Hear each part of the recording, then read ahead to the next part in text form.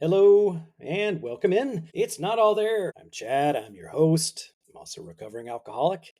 And I'm having some afternoon coffee because, well, it's just one of those days.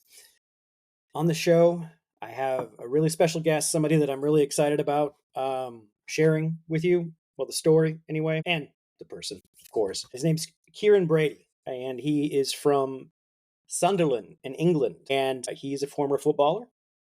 Started off with a lot of promise, and unfortunately, various circumstances led to him having to retire from the sport at the ripe old age of 21. And like many of us, his alcoholism just progressed from there and culminated in quite a humbling event. He does tell the story, and it's one for the books, man. So yeah, today going across the pond, going to talk with Kieron, and he's just an awesome guy. He's out there doing a lot of great work. He is a big advocate for many causes. One that's close to his heart in particular is alcoholism, and he uses a bit of his notoriety to help spread the message, to help others. And it's a real honor for me to have a conversation with him, to get to know him, have a few laughs. He's a really cool guy, really down to earth, and it was just, man, I had a fucking blast. What can I say? He's awesome. So I'm going to step out of the way, have a little more coffee, and you are going to enjoy my conversation with Kieron Brady.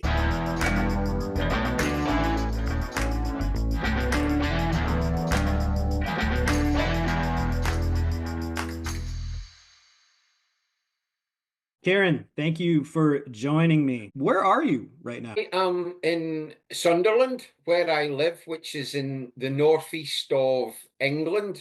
Okay. And I came down here when I was 16 years old to play professional football, or soccer, as my friends stateside would prefer to it. And I developed such an affection for Sunderland and the wider northeast area that I decided to stay here, and I've been here ever since. You're the first person I've talked to, but I was at a meeting this morning. I went to a meeting. I got sober through AA 12 steps, so I stay pretty consistent with meetings and stuff. But anyway, I was at a meeting. I was kind of late today, and I guess they were talking about dive bars. Anyway, this one gentleman was telling the story about how, his drinking progressed and he was a regular at this one dive bar. And he's like, your life's not going well when your emergency contact is your bartender. And I thought, you know, that's Mm. that's pretty awesome. So anyway, I just had to have a laugh about that. All right, where'd you grow up? What'd that look like? And how old were you when you got into football? Was that right away, or was it something that you naturally were drawn to? Well, I grew up in a place called Coatbridge, which is situated on the east end of Glasgow in Scotland. Coatbridge would be affectionately known as the 33rd county, or Little Ireland, because it absorbed a significant influx of Irish immigrants 100 to 150 years ago. And my upbringing was culturally Irish as much as I was growing up in the west of Scotland. But football was fanatically followed, Mm. and you were almost something of a social pariah if you didn't like football or Okay. play it. Yeah. And that, in many respects, was the background and the upbringing that I experienced in the 1970s and 1980s. And it became evident to some that I was very blessed within football. And consequently, when I left school at the age of 15 and 16, there was a number of professional clubs who were expressing a desire for me to sign with them. That was clubs both in Scotland Yeah. Yeah. and in England. And it looked like I was going to sign for Chelsea in Wow. London.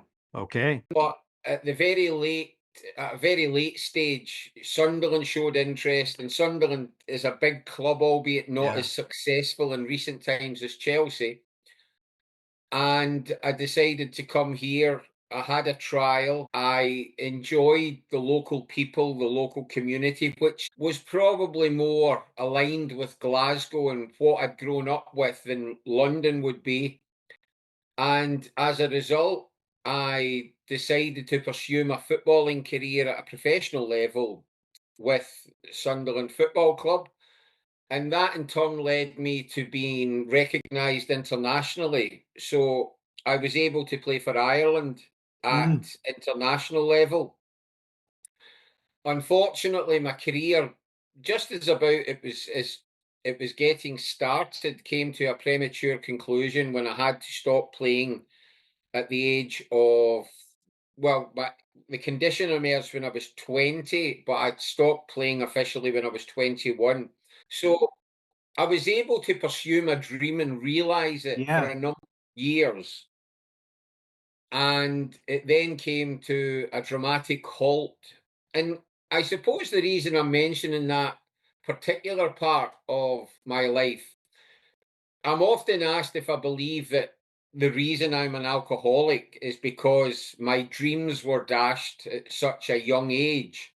There may well have been a period in life where you would be tempted to indulge in self pity Yeah. and try to gain the solidarity and support of people around you. But if I am being brutally honest, which of course recovery is Have to all be. about, then I would have to acknowledge that in coming from a family of many, many alcoholics, and in looking back at my own thought processes before I had to stop playing, the signs of being an alcoholic were starting to surface more and more. Mm. So I don't believe I'm an alcoholic because of any significant or seminal moment in Right. life. I believe I've been predisposed to it from the Yep. moment I was born. Me too. But I do believe that life events, particularly those which are adversarial, can speed up the process Hmm. whereby the alcoholic and alcoholism Hmm. will come into the most painful Yes. collision. Well, it gives you self-acceptance in the fact that, hey, I can drink this much. Think about what happened to me, you know? And while you're out there doing whatever you're doing with your friends, and they're like, Jesus, hey man, you would drink this much too if your dreams got dashed just like mine did. Yeah.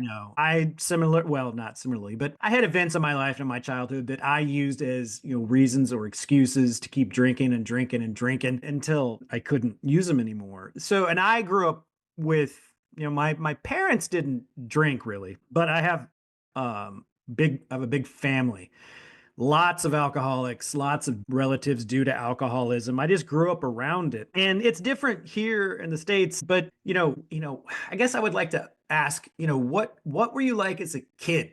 Did did you feel like you belonged or fit in? Was there any sort of insecurity that you were carrying around that once you started drinking that you noticed sort of changed again? I wouldn't have stood out from many of my contemporaries as a potential alcoholic when I was 14 or 15 and beginning to experiment with alcohol, feeling as if we were all a rebel in some way. Yeah, When, of course, my understanding of being a very positive, productive rebel is that you stand out and you stand alone. So, therefore, if everybody's consuming alcohol, your rebellious nature is suppressed somewhat. yeah, And sure.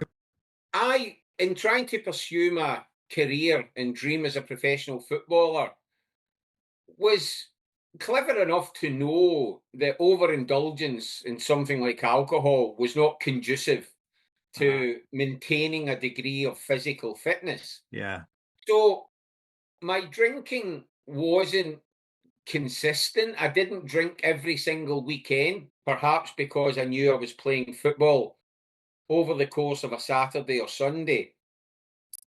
But certainly, as my teens were drawing to a close, I can now look back and recall periods where instead of my footballing dreams being the priority, a social life and everything that went with it, which of course involved alcohol, began to gain greater prominence in my thinking. yeah, Now, at that time, I would have been completely oblivious to the idea that this represented alcoholic thinking. of course. And I believe I was thinking like an alcoholic almost long before I was drinking like an alcoholic. But to go back to your question about the notion of fitting in and feeling as if we don't belong, which of course is a very much ingrained part of this illness. I didn't really have any significant insecurities, but it may well have been that my fledgling football career was very adept at keeping my mind occupied. When you're getting recognition in any particular field and people are telling you from the age of 12 that you're going to be a footballing superstar, I suppose in my young, naive mind, that was almost all that mattered.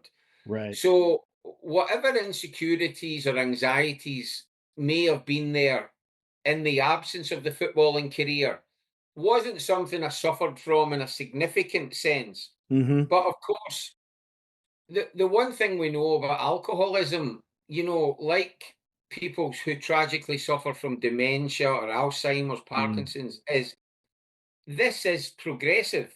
Yeah. And I don't think you have to be medically qualified to understand that in the context of illness, if a condition, disease, illness, etc., is considered progressive, that means that over time it's going to get worse and the symptoms are going to intensify. And I fit all of those criteria for what it is to be afflicted with the illness of alcoholism. So, I dare say, like yourself, Chad, and many others, we go through periods of life where everything is seemingly going well. Yeah. We may be proving successful in our personal life or private life or Mm-hmm. professional life. Mm-hmm.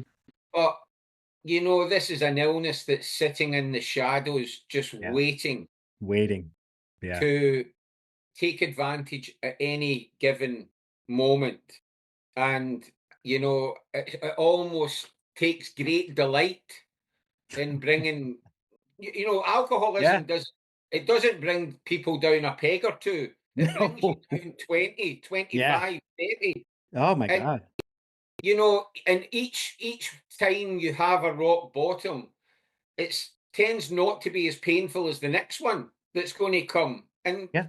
you know, I mean, I'm no different from the alcoholic who's never played professional sport or like,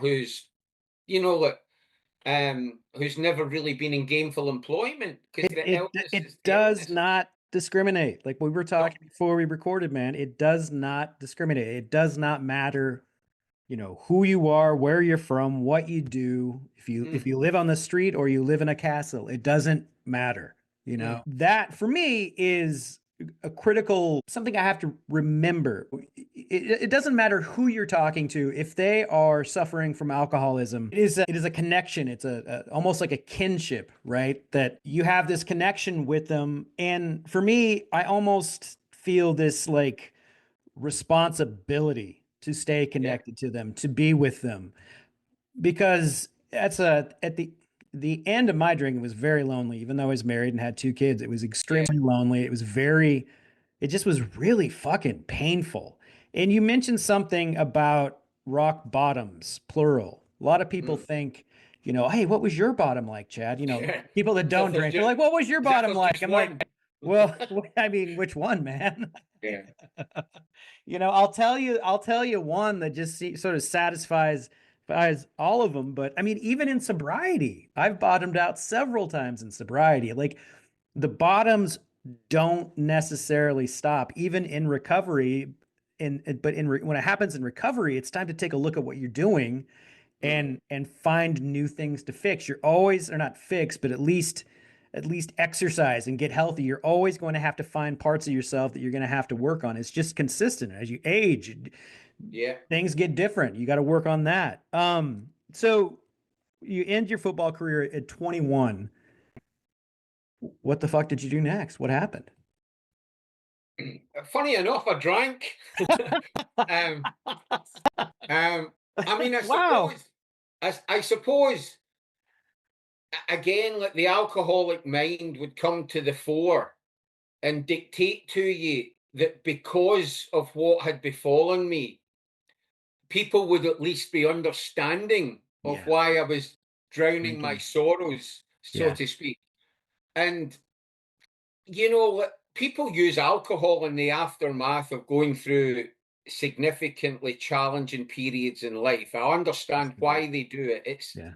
very good at temporarily taking us away from whatever realities confront us. But alcoholism doesn't mind if an alcoholic's drinking, what the motives are, what Yeah. justifications they have. Yeah. Alcoholism sits back thinking, job done, because the burning desire this condition, this entity inside of me has, is to seize on any opportunity, whether it's a weakness or even whether it was something celebratory, Mm-hmm. just to get me once again with a glass in my hand or a bottle in my hand. So I dare say that my 20s was largely spent in various periods of intoxication. And again, the culture that we're in, and I dare say it would be applicable and certainly in some parts of the States, would be that because there's such a broad cultural and social approval to Mm. alcohol use and even alcohol misuse, Yeah. that as an alcoholic, you can either hide in plain sight to a degree, or you're actually the beneficiary of people's misconceptions, whereby their understanding of an alcoholic is somebody that's homeless and Yep. somebody that sleeps on a park bench. Absolutely. So, therefore, if you're not within that category, You're not an alcoholic. you're not an alcoholic. Yeah. And of course, it's always useful for people in our position now to highlight to the listeners, the viewers, that the overwhelming majority of alcoholics that potentially will be watching this will have been in an office today or a Yeah. factory. They'll be wearing a shirt and tie. They'll be Yeah. cooking their children's dinner this evening. But because their illness hasn't yet perhaps progressed, or they as individuals haven't deteriorated, Hmm. they can either through denial or through genuine ignorance subscribe to the idea that, well, I've got a $80,000 a year job, so I can't be an alcoholic. I've never lost a job. I've I've never lost a never lost it. relationship. Yeah. Yeah, Yeah. And the hiding in plain sight. That's spot on, man. I mean, that was kind of how I was until I wasn't. But for a long yeah, time, that was just like, I mean, I knew fairly early on that I had a problem with it. mhm, And I mentioned it to a few people early in my drinking career, and I didn't start till I was 18, but it took off fast. And in my early 20s, I was like, I think I've got a drinking problem. And everybody's like, no, you don't. No, you don't. No, you don't. yeah, I was like, well, I guess I don't. But it was always in the back of my mind. And over the years, as things progressed and progressed and progressed, it was it's just a brutal fucking place to be, because you said it's a disease. We have this illness, and you're like, God, I think maybe I am sick, because you're feeling like shit, feeling like shit, feeling like shit. Each mhm, morning is worse than the one before. And the only thing that will fix it is another drink. And yeah. it's a vicious, vicious, vicious, nasty cycle.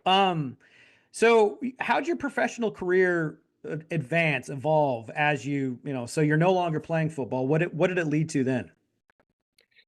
Well, I began to work in the media covering professional football, particularly covering the fortunes of my former club, Sunderland.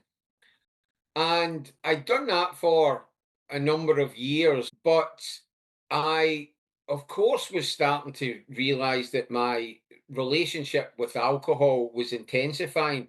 And I'm always at pains to point out that if people in their naivety would say, Kieran, you need to do something about your drinking. Now, I understand why they would put it in such terms. But of course, what I know now is that the drinking is a symptom of some malaise that lies deep within me.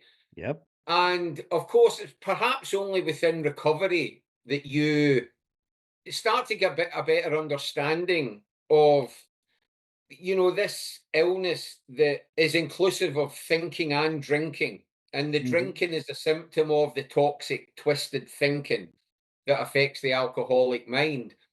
So, whatever intentions I had and whatever experiences I engaged in professionally, there was a lack of commitment on my part because a couple of weeks or a couple of months might go by and I would perform very well in terms of what I was doing. But it wouldn't be too long before there would be a period of drinking which would involve days off or involve letting people down Yeah. or basically where the priority was the relationship with alcohol or in that period the drinking.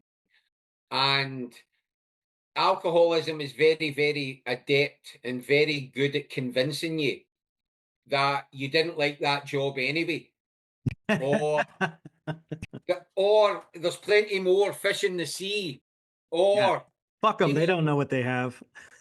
yeah, or well, you've not got your driving license now. You can keep fit by walking. It's really, really good at persuading you of the merits Yeah. of whatever it is you're losing. Yeah.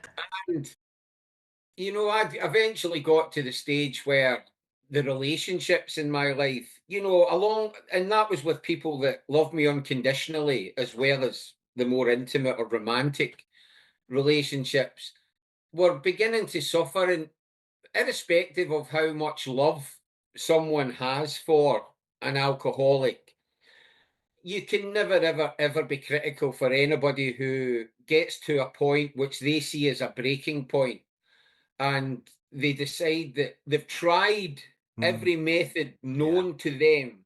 Yeah. They've tried love, they've tried hostility, and they've tried everything in between.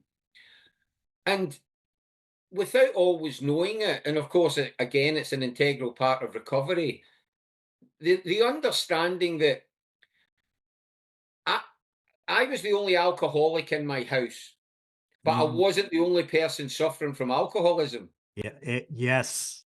Yes. because if you think of any illness and collateral damage, then this is it. And there's a reason why it's quite often said within recovery groups that this is an illness, as it says in a book. This is an illness that is almost certain to make any wife or child neurotic.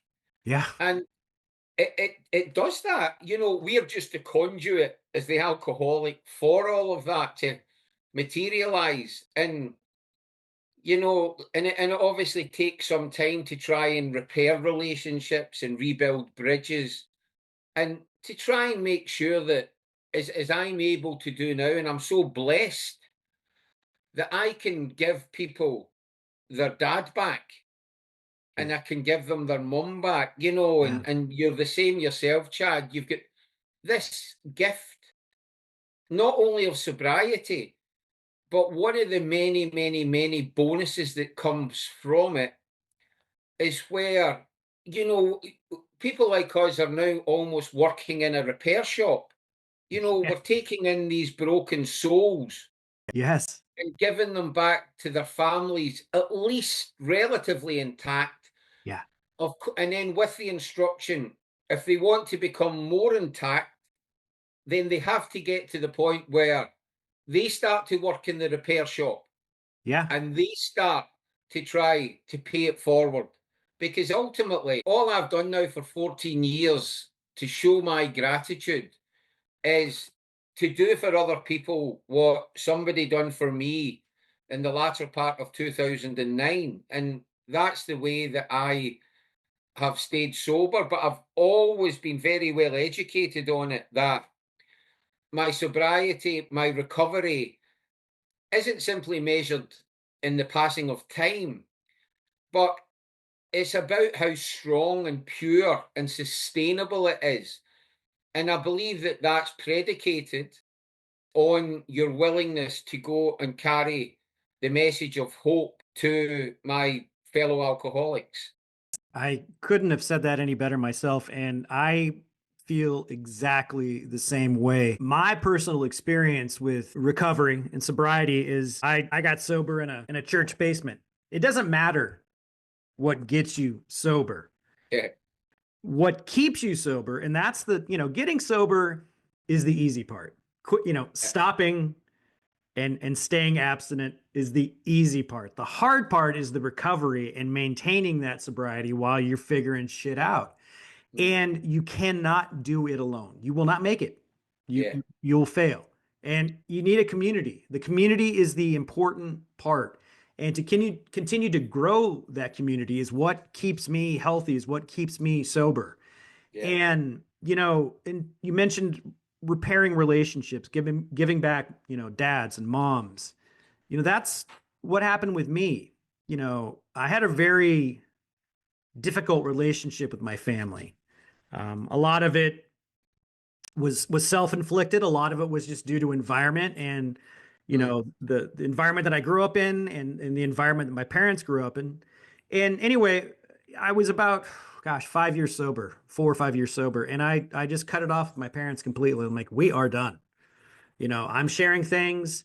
They're not understanding or wanting to believe it and putting blame on me, I thought. And so I just ended the relationship and was set with it. I was good.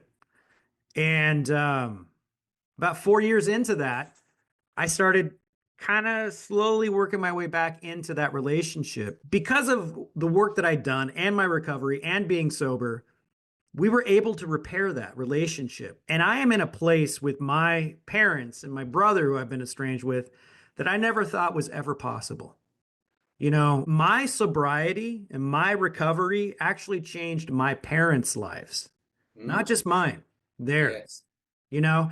And that is a powerful, powerful thing and so fucking beautiful for me to see and to be a part of. And to know that, at the end, when it's my parents' time, we can all come together yeah. and we can all be in love and peace and just be Mm, there to share that. I never ever envisioned that. Part of my drinking when I was out there is I never had any vision of the future of myself. Honestly, I didn't think I was going to make it to 30. I never saw anything past that. I never really saw myself being married or having kids, let alone not drinking anymore. And I now have the ability to see in the future. I have foresight, right? I can imagine things. I have hope. And that's a miracle, man. That is the yeah. miracle of sobriety. Hang on. I got to get rid of my dog. Uh, all right, we'll pick it back up. So, anyway, for me, that is part of recovery is being able to repair these relationships, but also allow yourself to feel hope, to look in the future, to make a plan and to see something through. It's Mm, life can go on. I mean, you only have today, which is a very good reminder that today's all I got. But if I do things right today, I got a really good chance of making it tomorrow. And mm, tomorrow I'd like to see this, and so on and so on and so on. Um, so I was listening to a podcast. The guys, I think their names are David and Simon, on confidence credentials. And I heard you tell the story about um, what happened at the end at 10 Downing Street. And I'm sure you tell that story a lot. mm. The people here stateside that are going to listen to this, if you wouldn't mind just giving us kind of a rundown of what happened at that place or that day, excuse me. Okay.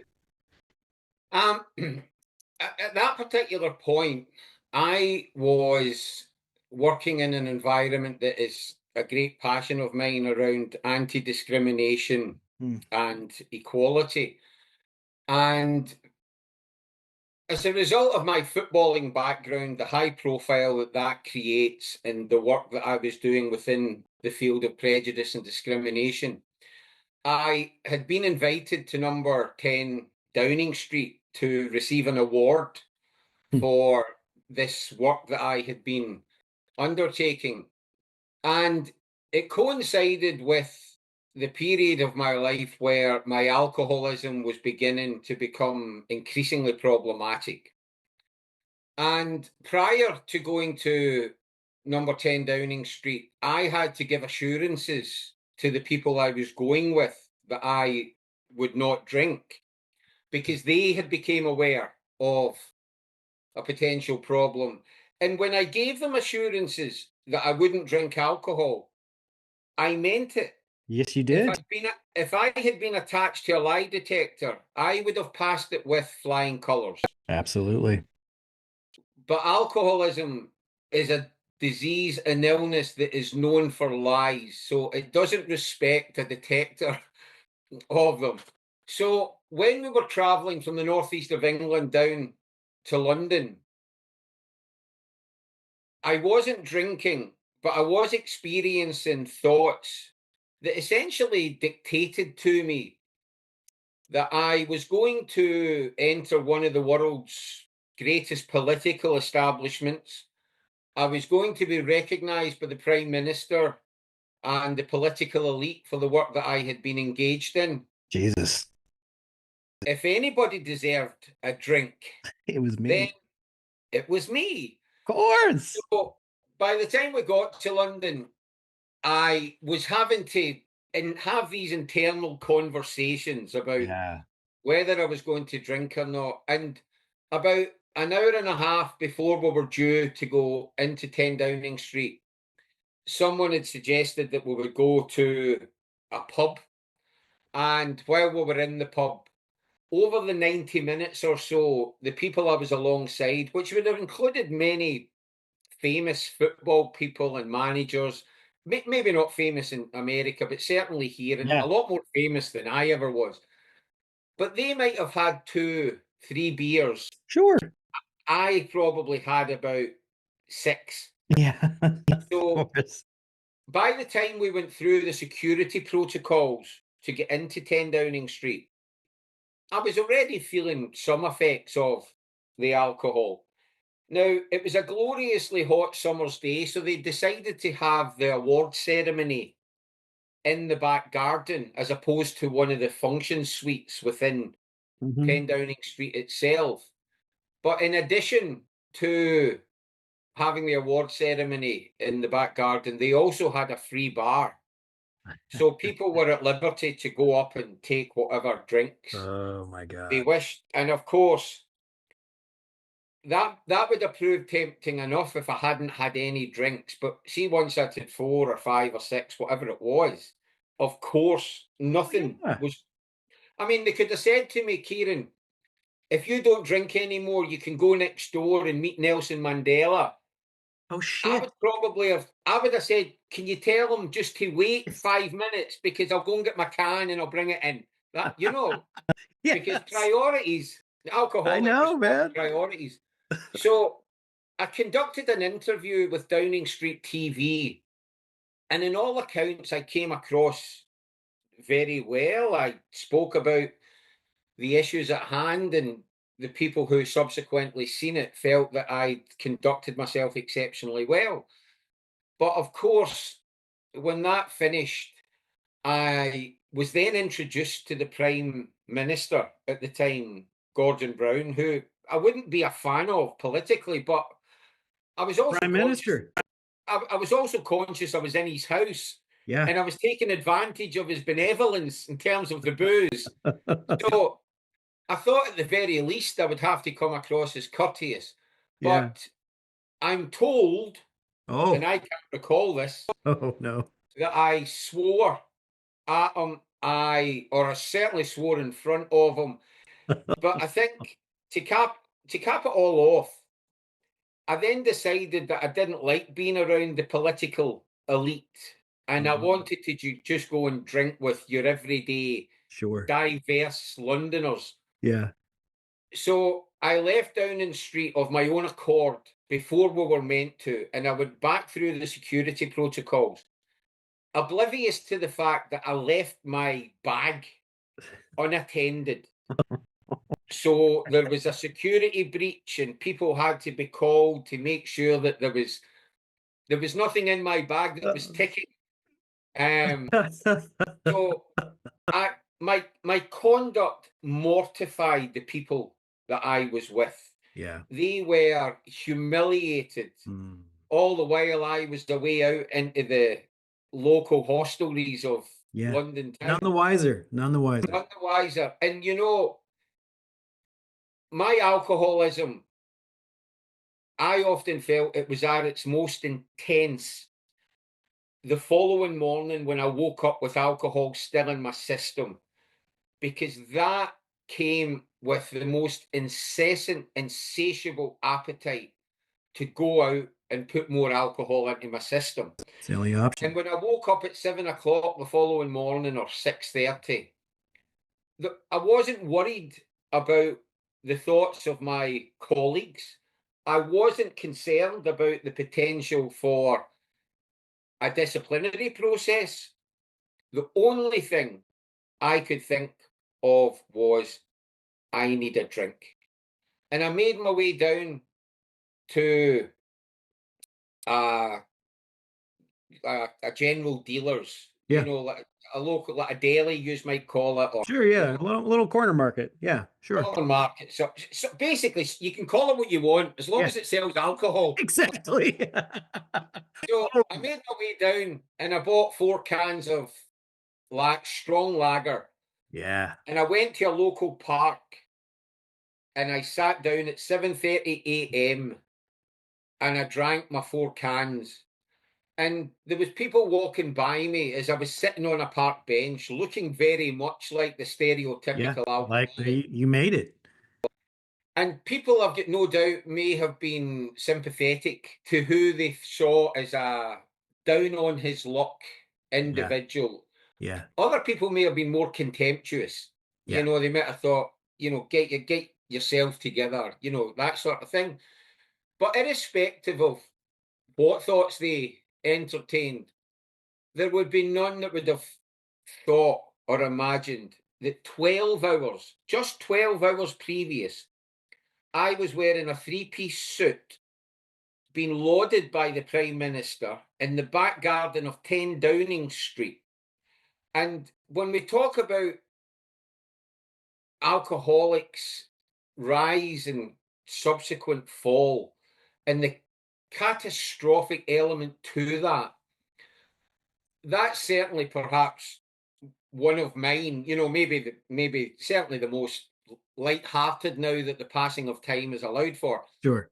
But in that whole 12 to 18 hour period, I didn't care who I was surrounded by, didn't care Mm. whose house I was in, didn't care what the occasion was, Yeah. didn't care about the potential recriminations that would stem from it. I need a drink is the only thing that mattered, and at that particular moment, as alcoholics tend to, you succumb to it without too much challenge. Yeah. Uh, because so that was, I went from, in the space of 12 hours, I went from Downing Street to Downing Strong Lager. That's the, Thank you, man. That is one hell of a story and really funny. I mean, the fact that you were uh, talking to the prime minister and don't remember and were swearing in front of him. I mean, you can't find a better example of alcoholic behavior. I want to get into the work that you're doing now. I've been sober. If God or Mother Nature spares me, I will be 16 years sober 16. in June. Wow. All right. Well, don't fuck it up. And so what what are you doing now to help keep yourself sober and delivering the message? What kind of work are you out there doing? Well, I think because of my footballing past, it allows me the opportunity to ascend to platforms within everyday life that might not be always as accessible to other alcoholics in recovery. So I made a decision a number of years ago, perhaps more than a decade ago, that I would use my footballing past and use the access I have to media to hopefully offer people a pathway out, hopefully allow for people to at least contemplate, well, a lot of what he speaks about is the experiences I'm having at the moment, both the thinking and the drinking, the strategizing, the endless attempts to try and dilute how much we're drinking in terms of how we give assurances to others, the lies.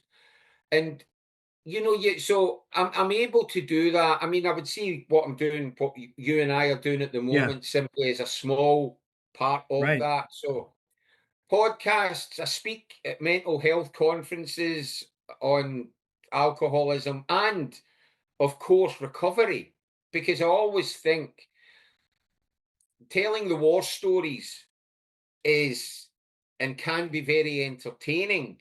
And Yeah. of course, because they happened in the distant past, what were very serious issues can now be seen in a much more humorous light. Right. Downing Street being a good example. But all of this, what's happened in more recent years is only possible. It's possible because of the types of things that happened at Downing Street, but it's also possible because I made amends to the Yes. people who were hurt at Downing Street, not the Prime Minister. I wouldn't have. I'd Yeah. no, I'd no, um, I'd no interest in making. I'd reason with myself, well, if you go and make amends to the people of Iraq, I'll make amends to you for my drinking. There you You know, go, but Brad. I There you, don't think he was going to do that. So nobody's perfect. Nobody's yeah, perfect. I know. So I made amends to the people, my colleagues and my Yeah. boss and things like that. And so everything I do now, I would never ever go as far as saying I'm definitively recovered, No. insofar as I never ever have to be vigilant again, because we know from this illness that there are people who were sober a lot longer than I, Hmm. who started to entertain the thought, well, surely now if I've gone 20 years or a quarter of a century without an alcoholic drink, What's a beer? exactly, but I'm quite fortunate that the mind I have is such that um I I w- I still suffer from alcoholic thinking at times, not in a Yes. way that's damaging, and maybe even Yes. saying suffering is the wrong way to frame it.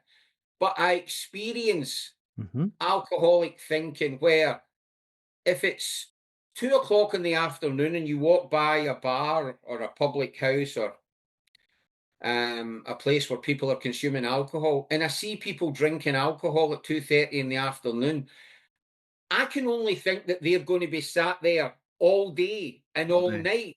Hmm. I can't I can't really think that, not that, Kieran, some people just have one drink and Yeah. then they go back and do the things they've now. The thing is, chat, and it might sound a strange thing to say, and it's something we do say in recovery quite often. The types of people that would go in a beer garden and have one alcoholic drink, I think that's alcohol abuse. I don't think we Absolutely. should. Or It's somebody, toning my down. wife will have a glass of wine. I mean, if you want to call it a glass, and then she'll just go to bed and, whatever. I'll be doing the dishes. And I'm like, there's like a fingerful in the bottom of this Yeah, glass. And I'm like, I mean, it's how? How? outrageous behaviour. It I mean, is uncalled for. You yeah, before we started this, and this happens to me, every time. I've done over 40 of these. I speak at meetings. I host a meeting at my house every Thursday. Today is my men's meeting group. I have a sober men's group that I host up in this attic space that I have. It's sort of a refinished attic. I've been doing it for almost 10 years, and it's grown into quite a group. And we start the meeting now at 8 o'clock, but around 7:30, I'm like, fuck it, man. I don't, no, I can't have those guys over here. I just don't want to put up with this bullshit. I don't want to go up there, set up the chair. I just do all this yeah, stuff. Get the Zoom going so we can have people who can't make it for whatever reason can still be a part of it. And I'm mm, just a fucking dick to myself until 8 o'clock and people start showing up. And then I'm like, oh, and it's we were going to start around 9:30 Chicago time, and at 9 o'clock, I'm sitting here and I'm like, fuck, I can't talk to this guy. What can I tell him? What can I tell him to, like, what excuse can I make, so I can just put this off and then just completely forget to talk to him. And that is what my alcoholism does for me. Yeah. That's my alcoholic thinking. And it's what I've always said. It's just the case of the fuck. It's just that, like, oh, I can't have that drink this morning. I can't. If I do, I'm gonna ruin my day. I'm gonna ruin my life. And it's like, fuck it, have it anyway. And do you find in your recovery, in your day to day, do you have those moments of the fuck it, you know? And Um, I mean, I've maybe been luckier than most insofar okay. as I've certainly not had any temptation to drink alcohol for Yeah, me about either. Long 14, time. 15 years. Yeah. And that's really important to point out, Chad, simply because some people who are contemplating the notion of recovery, or at the very least a period of abstinence, may be laboring under the illusion that if an alcoholic stops drinking, then recovery is about giving them mysterious techniques to combat temptation and compulsions There you on a go. regular There you basis. go. Yeah. So, for people who are thinking, well, if I stop drinking, I'm always going to have the mind that I have now for the rest of my life, and I don't No. know if I want that. Trust me when I say that if you go through recovery and you're proactive Hmm. and you're honest, you're as humble as you can be, you make amends to people that are owed amends, then you will no longer think the way that you became so accustomed to for years and years, perhaps decades in some Yeah. cases. So, whenever I've been confronted with a difficult period in life, because just because you're a long term sober alcoholic doesn't make everyday living utopia. No. No. You still have to deal with life on life's terms, as Yep. we commonly hear. Yeah. And to that end, I've still had my periods of anxiety and unwanted and intrusive thoughts and fears. I've visited people to try and remedy that. Yeah. But thankfully, there must be something, whether it's subconscious or not, that if ever it was called upon, would tell me that irrespective of what you're going through, alcohol is not going to help. In Yes. fact, alcohol will make it worse. A Yes. lot worse. My sobriety is the most important thing in my life. And I would add to that because people might be thinking, well, that sounds a little bit selfish or self-centered, but I'm suffering from an illness that wants to kill me. Yeah. So when you think of it in that light, then people would think, well, I can understand then if the avoidance of alcohol is so important, because as much as I love my wife and my son or daughter, my family, my friends, if I don't have sobriety, all of that will disintegrate. Yes. And some of them will be drawn into it in a way that they simply don't deserve. So, vigilance, proactive recovery, carrying the message are all things that I don't do consciously. They are just part of me now.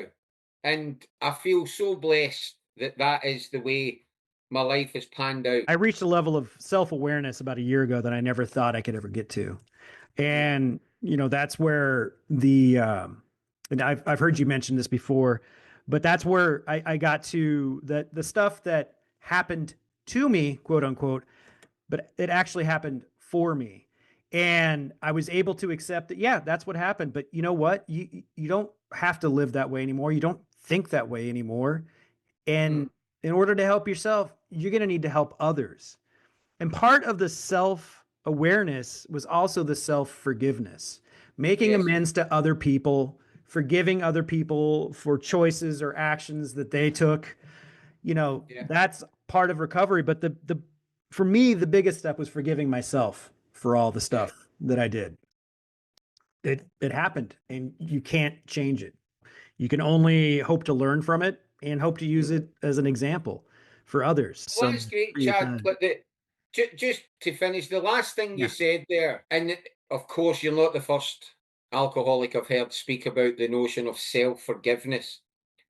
But self-forgiveness cannot exist without some notion of regret or guilt Mm, about what we've inflicted on others. hmm hmm And if we've reached a stage where that is something that is eating away at us to an extent, that's an indication that we've transformed because we are Yes. now capable of thinking, I wish this hadn't happened. And because it did happen, I really need to show contrition to the person or persons that were affected by it. And when I made my amends to various people, all of which stem from differing incidents. When I made amends to my family, and you conclude your amends by saying, is there anything I can do to make it up to you? Yes. I thought that I was getting away with it very lightly when they said, Kieron, just never, ever, ever drink again. Now, I thought, well, considering what I've put them through, that seems to be quite a light sentence, if you like. Yes. Yes. And yet, if we are this new person, if morality and integrity are increasingly part of who we are, then if we enter into that verbal and emotional contract with our loved ones that we will never ever drink again, it can't just be something that has verbal assurance. It has to be demonstrable. Us as alcoholics in recovery, if we want to gain and regain the trust of people around us, we can't simply say sorry. We have to show we're sorry. We can't simply say we love people. We have to show it. We can't simply say, that we'll never ever drink again. We have to show that Yes. we're doing what's recommended, what's suggested, hmm ensure that that eventuality never ever materializes. And I can't never say, I don't believe any alcoholic can ever say they'll never ever ever ever drink again. But what I can say is that if I feel the way I do at this moment, and the way I did yesterday, and the way I've done now for many, many years, I'm quietly confident that whatever befalls me in life Yeah. won't be sufficient to convince me that alcohol is a good idea. I I am right there. And it's a powerful feeling to have that. Mm, A powerful understanding of yourself. And the verbal and physical amends are one thing, but the living amends are really what yeah, keep it going for me. yeah, Because you're right, just don't ever drink again. Okay, but you have to show it. You have to yeah, show it to them and to yourself. Your sobriety has to come first. Is it selfish? Yeah, it is. And if I'm not selfish in that manner, I'm going to burn the whole fucking world down. yeah, And who's going to like that? Nobody. Nobody's going to enjoy that. So yeah, I have to be sober first and foremost, and then I will continue about my day. And I it I just you have such a way of putting all of this. I really appreciate you taking the time and no, sharing all of this with me and with the people that are going to listen. Um, your story is, it's fun, it's exceptional in ways, and it's entertaining. Um, but the manner in which you live a sober life in recovery is it's outstanding. And thank you. you are a really great example of what sobriety can look like. Thank you, Chad. And if you do the work, I mean, like you said, life will happen, life on life's terms. People are going to die. People are going to lose a job. You're going to get angry. You're going to get sick or injured. That stuff is not going to stop just because you're in recovery or you're sober. It's what you do when it happens that counts. And Yeah, you have to do the work. You have to just stay with it Because any day sober that you're in a bad mood is 1,000 times better than a day when you're out there drinking. Absolutely. Yeah. You, Absolutely. yeah. Thank you, Kieron. I really appreciate your time with this. Chad, thank you very much for inviting me. There's a chance, and there's certainly a hope in my mind that someone will listen to this, someone who I will never, ever, ever meet, and perhaps in 5 years' time will be explaining to someone else. I heard this guy on a podcast with Chad Johnson. I think he was from Scotland or Ireland. He was an ex-soccer player. And he just said a couple of things that at least made me think, and my recovery has been built on that. That is powerful. That It really is. is. It is. Uh, Before we're going to end this thing like Lord of the Rings about 5 different ways, but you mentioned that, and when I first started this podcast about I don't know 15 months ago, I had put out like 4 or 5 of them, and mm, a friend of mine, he's a Marine. He has a group of men that he keeps in contact with when they serve together, and one of them was going to check out. yeah. His life had gotten to a point where he just couldn't take it anymore, and he was done, and he Mm, was essentially saying goodbye. He had a newborn child. He couldn't stop his drinking. His wife was, dealing with that, and a sick mother, and postpartum, and he was like, "That's it, boys. I'm done. I'm out." And my friend said, "Hey, okay, well, yeah. Before you do that, I want you to listen to this podcast that a friend of mine does." And he sent him, I don't know, whatever episode it was, one of my podcasts. And a little while later, he wrote back and he's like, "I listened to it. Thanks. I'm not going to do it. I'm good." magic. I have no idea who this dude is. No, Yeah. I could, it could be you for all it's not, but I mean, I could see him on a bus or a train, Yeah. never know it. But I do know that if anything in my life, you know, if nothing becomes of whatever the work I'm doing right now, which I believe it will, but if it didn't, or if I was gone tomorrow, I will know that I left this world better than I found it, because someone told me after that, they said, "Save a life, save a world." I Mm, saved his kid's world. I saved his wife's world, yeah. and that's powerful, man. Something like that happens and it gives you purpose. It keeps you going, keeps me Yeah. sober. I don't want to let that guy down. Mm, I don't want to let myself down, but I don't want to let him down either. yeah. And yeah, well, hopefully, man, the work we're doing together here will save a life. Will make people's lives better. I really believe that it will, though. Yeah. This is good stuff. Thank you.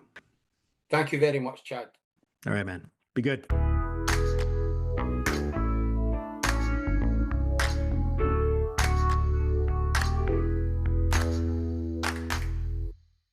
So there was me and Kieron. Told you he was a great guy. So much good insight into what alcoholism and recovery from alcoholism is like. It's a lot of fucking work, and he can attest to that. He talks a lot about that in the episode. I, I have put in a ton of work too, man. The easy part is getting sober. The hard work is staying sober and doing what you can to recover from your alcoholism. Recovery doesn't have a finish line, at least in my view, and for how I am. I will be in recovery from now until they put me in the ground or spread me around somewhere. I haven't decided what I'm going to do with that, but I don't want to talk about that now. No, no, I'm only halfway through. How you doing? This is I recorded this like 2 weeks to the day before this posts. So I have no idea what's going to happen in the next 2 weeks and anything. But whatever is going on with you, please, please, please be kind and loving to yourself, okay? Really. Give yourself a fucking break, okay? Give yourself a break. And you know what? Give your neighbor a break, all right? Give a stranger a break. Be kind and loving to others, man. We all could use a fucking hug, and it's okay. It's okay if you need a hug or you want to hug somebody. Do it. You might make their day. Might help a stranger in more ways than you ever thought you could. You all be good. I hope you enjoyed the episode. Thanks for listening if you stuck around, and I will see you next time. Take care. Bye.